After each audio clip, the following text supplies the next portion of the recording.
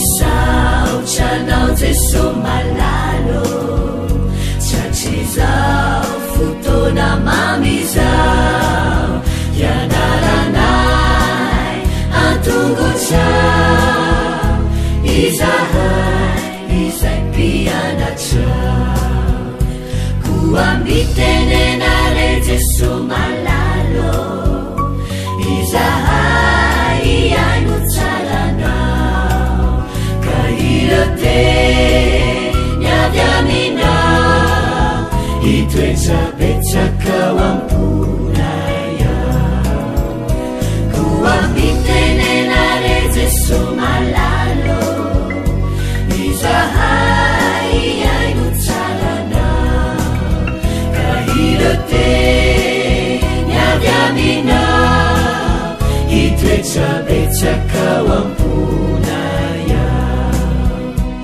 irote niavy aminao itoetsapetsakao amponaya.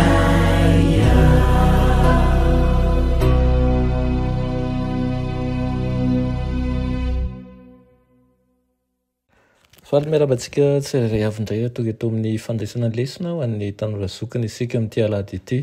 Sotoan'Andriamanitra isika fa mbola mena izao fotoana izao indray fa atsika mandray ny hery sy mandray ny fahamarinana avy aminy. Lohandirantsika ny amin'izany lesona izany dia hivavaka isika. Ry anay tsara anjesan-danitra tolotra ianao ny terany laza ny atsa sy ny voninahitra.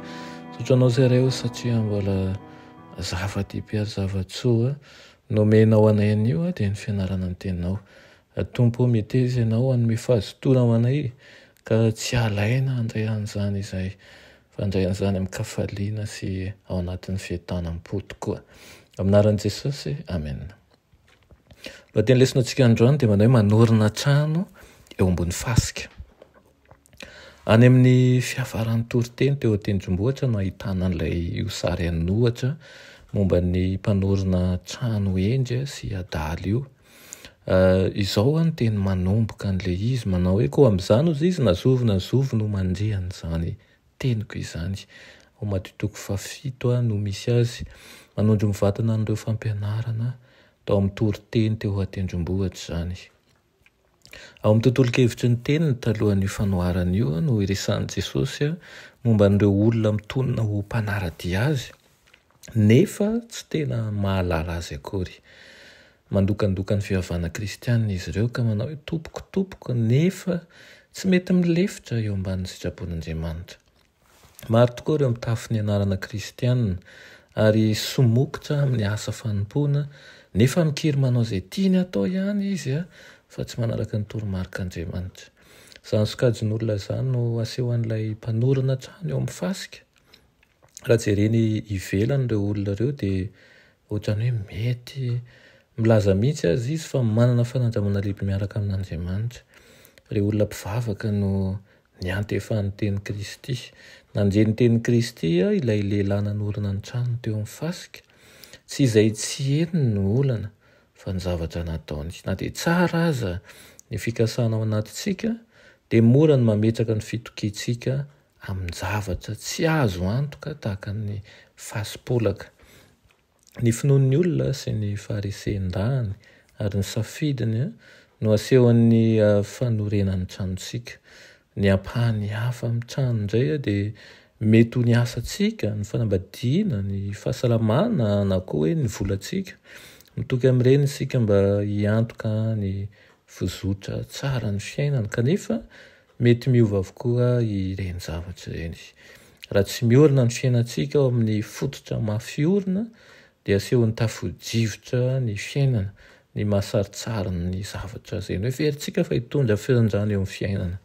I Kristy sy ny fitsipika ny fanjakana no asehon'ny vatolampy ary mamela antsika ny tafodrivotra ny fiainana, ny tenin'Andriamanitra, ny famindram-pony sy ny famelan-keloka avy aminy ary ny heriny dia mitoetra mafy mandrakariva ary izany no ahafahantsika mijoro tsy ho voahozongozon'ny rivotra ary tsy ho simba ny zavatra hafa.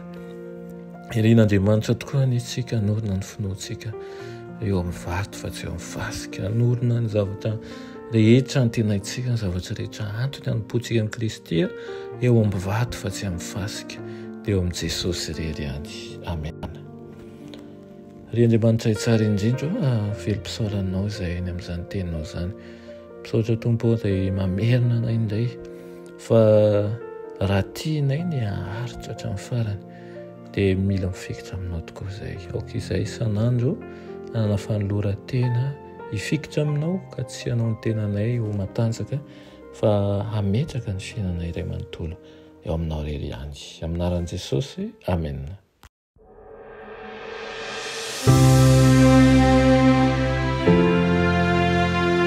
Mianatra eo an-tongotra Jesosy isan'andro.